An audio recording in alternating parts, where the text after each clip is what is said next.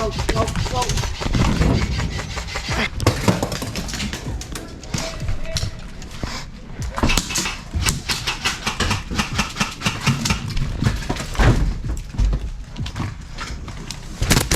Hey! I'll take it, so no problem.